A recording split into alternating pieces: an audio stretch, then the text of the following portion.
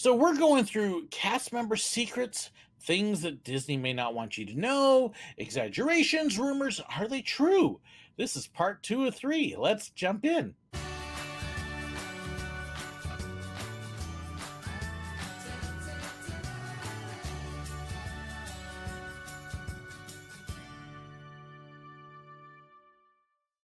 So I have been having fun going through this series of cast member secrets, things that you may or may not know about Disney that they don't want you to know.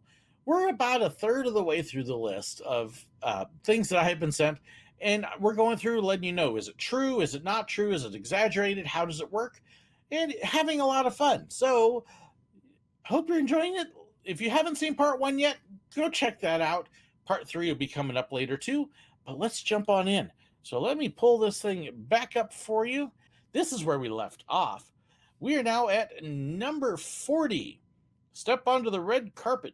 The red brick is supposed to make you feel like you're walking on a Hollywood red carpet. This is actually very true. When you walk into the Magic Kingdom or Disneyland, both of them, as you go through the gates, you'll notice that the bricks are red all the way up through the train station.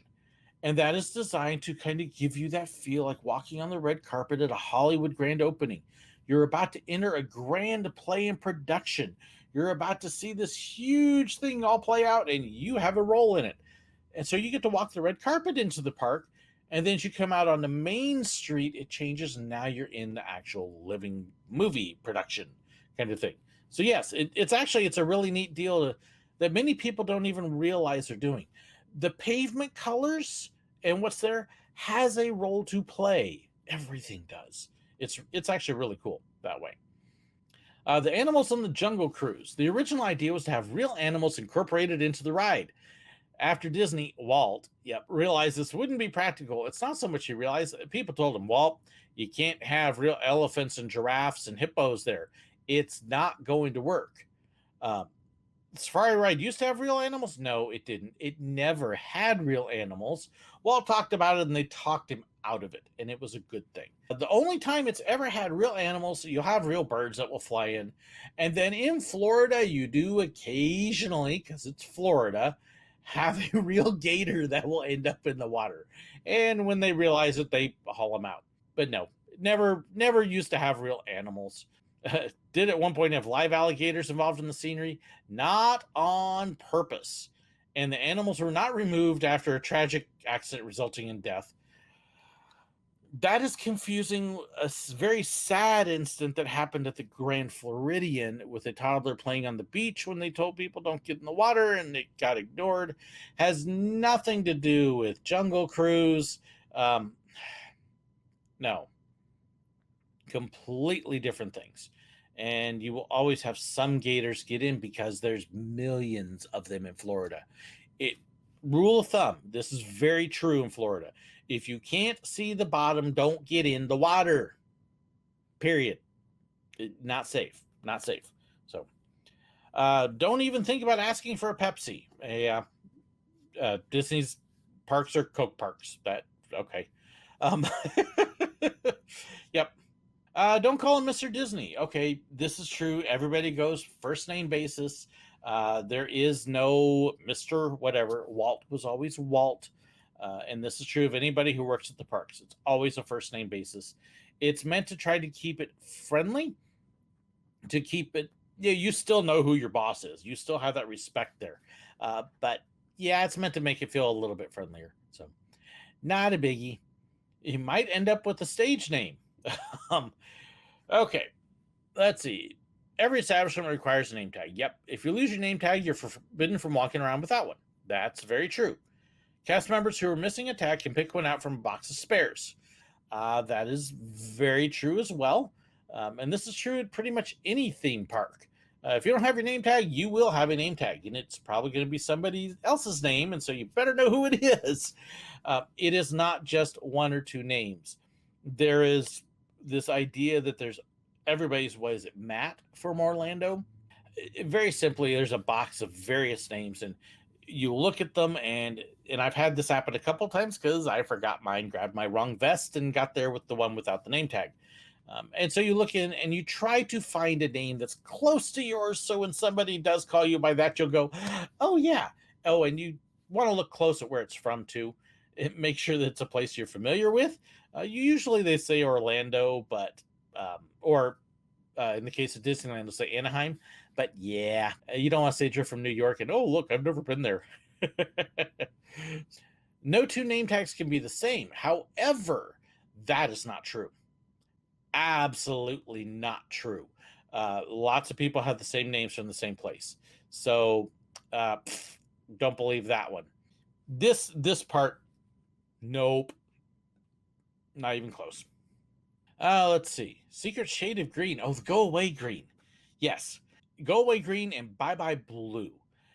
Obviously, you can still see these things, but it's when they're doing some work on an attraction, or in this case, a planet or something, and they have to build walls. They found that these two colors tend to blend in with the landscaping and the sky and stuff, and so people don't notice it as much as if it was, say, brown or black or something like, or red or something, or just even beige. The green tends to fade in the eyes of people more than other colors do. Just kind of a neat little thing that they found. Yep, very true. Cinderella's Castle Suite. Oh my goodness. Okay, Cinderella's Castle may be the most recognizable attraction in Magic Kingdom. Has a hidden secret, a suite fit for royalty. It's a private room that only a lucky few have set foot into. The room was originally intended for Walt himself. Okay, so when they were designing the castle, they designed a suite. Walt died before the castle was ever built, so it was never filled out as a suite. In fact, it was actually a telephone answering call center for many years. So it was offices, and then it's been storage.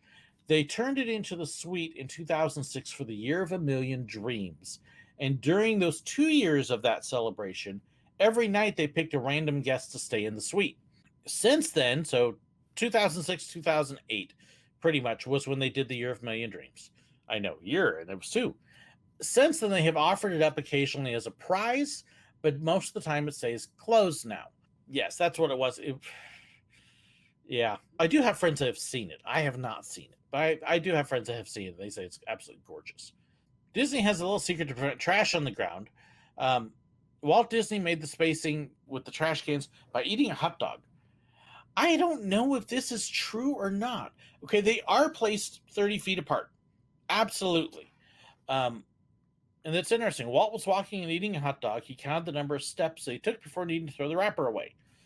I have no idea on that one. Like I said, I do know they're 30 feet apart, that there was some research that they did, and they came up with that and decided that was the most accurate way, the biggest distance. So that way you're never more than 15 feet away from a trash can. I have no idea if it had anything to do with Walt and a hot dog, but Walt loved his hot dogs very much. Kiss Goodnight.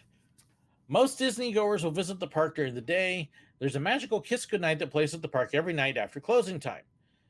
Mini shows only viewable from Main Street, which is worth the wait. It actually plays twice every night.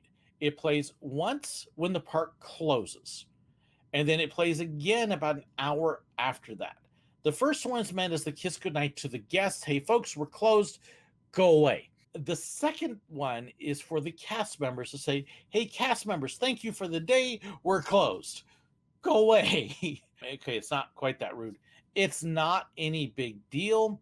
It's a little light display on the castle. It blinks, it flashes, it lights up. And then there's a short little message. The whole thing lasts like a minute, maybe 2. We want to thank you for being here at Walt Disney World's Magic Kingdom for the day. We've hoped that you had a wonderful, magical day and that you will come back and enjoy us again. Thank you so much. It's something along that lines. And that's it. It's not fireworks. It's not flashy. It's just a neat little thing on the castle. I saw it multitudes of times, and it's a nice little way to end the night. It's, it brings closure to the day. But it's not a big, huge deal. Even the floor colors are thought out. I think I mentioned this earlier. Every detail is planned out. Yes, absolutely. Colored concrete is supposed to make photos more appealing. The concrete colors have to do with the land you're in and what you're going through. You'll notice, for example, in parts of Adventureland, you'll see green in there, meant to evoke the jungle. Over in Frontierland, it's kind of this reddish brown, meant to look like the frontier. It's not the photos, it's meant to add the atmosphere to it. If you go to Liberty Square, it looks like brick, and there's actually this gray winding little thing that goes through. That's actually supposed to represent the little river where people would throw out their latrine buckets. Very true. So everything there all adds to the theme, not for the photos. Um, in a study with Kodak, Disneyland found that colored concrete prompted people to take more photos. Honestly, I really question that one. I really do. They were coloring the ground long before Kodak came up with this kind of stuff. So I that one I call hokey baloney. Don't believe it. Don't believe it. Highly exclusive Club 33. Yes, it's actually expanded to Walt Disney World now. 5-star restaurant. It is a $15,000 fee, I think, just to become a member. And I have seen the door. Let's see. Rumor has it membership fees can go as high as $100,000. It's like $15,000 to get on the list, and then it's another $10,000 every year or some crazy number like that. Huge long wait list, although they're moving through. My sister has been there. I have not, but that is a Club 33 lapel pin from my sister. Yes. Very cool, and they've expanded it, and they're making it cheaper because they realize they can make big bucks off of that. Alcohol, sure. Gum, no way. There are a few food and beverage items you won't be able to purchase. First, chewing gum. Yep, no gum at the parks. Won't find it for sale anywhere because it's a pain in the kazoo to clean. Don't want it there, so no gum. You think alcohol wouldn't be permitted?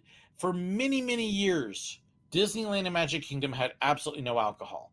That changed with Star Wars Galaxy's Edge at Disneyland, and Walt Disney World, a couple of the restaurants, I believe, now do. But Epcot's well known for drinking. So it's honestly, I would kind of prefer not to have it because I see too many drunks. No, thank you. Yeah, Club 33 used to be the only place you could get it at Disneyland. Now it's in a few spots. Best place to see the Beast is at Be Our Guest.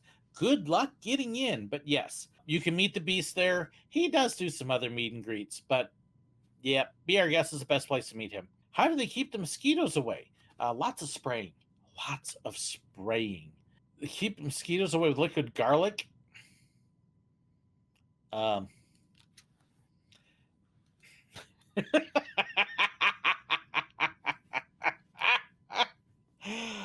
Okay. Mosquitoes hate the smell of the stuff. It's just fading enough visitors won't pick up on it. Bunk. This is another one I don't believe, and I'll give you a very simple reason why I don't believe it at all. My wife is allergic to garlic. I mean, bad allergic. And if it's in this, she can't go into Italian restaurants because the smell will make her sick. And she never had a problem in Disney World. And if there was garlic in the air, she would know it. So, nope, not true. Cute idea, but nope, not true. How do they keep autographs consistent? Lots of practice. They have to learn how to sign. Absolutely. That and just lots of it so they don't have to think of it.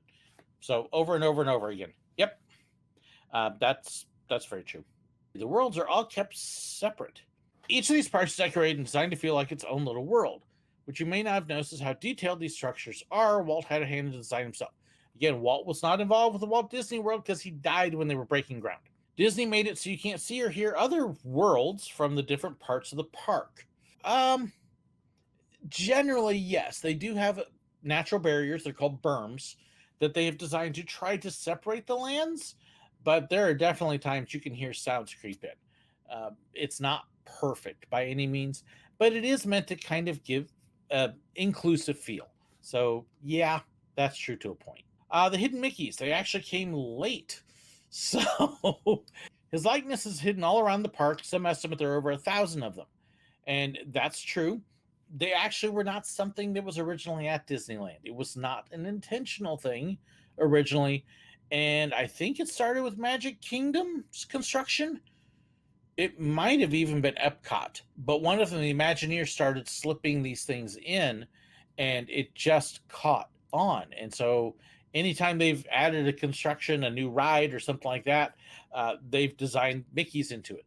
In fact, Hollywood Studios, if you look at it from the air, like this picture of Expedition Everest, Hollywood Studios was originally a giant Mickey head back when it was MGM, still is MGM, but yeah, they do design the Mickey heads in now, but it wasn't originally.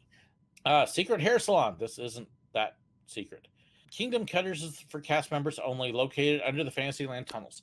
Yes, there's actually two different hair salons. You can, not in costume, go to the hair salon that's right by the fire station in Magic Kingdom. That's open to anybody. Yes, you can go get a haircut at Disney. But the cast members, the Kingdom Cutters, is there as well. It was initially put in as a way for if cast members needed to get their hair cut and they were stuck at work because, oh, hey, your hair's too long, get it trimmed. Go down to the barbershop. So it was kind of done that way, but it also became a way to offer a service to cast members for inexpensive hair duty.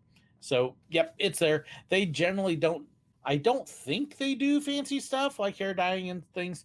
I never used them. I knew where they were. I never needed it. Didn't bother. So, high-tech garbage disposal. I actually talk about this on my video about the utilidors and underground. Gigantic garbage tubes. You can smell it and you can hear the garbage go through. Yeah, it's a really neat system.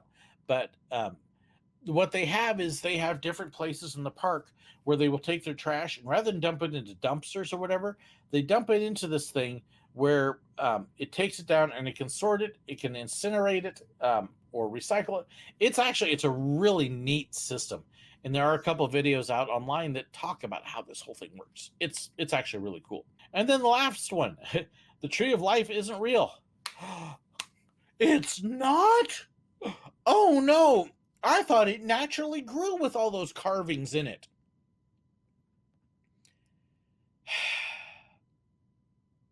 Duh. Duh. There's whole videos online about them making the Tree of Life. So, no. So, there's 20 more of them. There's 20 to go. I hope you're having fun with this. I'm going to break it down to one more part for you. If you are, let me know. I'd love to hear it in the comments below. Thanks so much for hitting that like button, sharing, and subscribing. Thank you so much to my supporters, my patrons, and my YouTube members for their support. It means the world to me. And thank you so incredibly much for watching, too. God bless.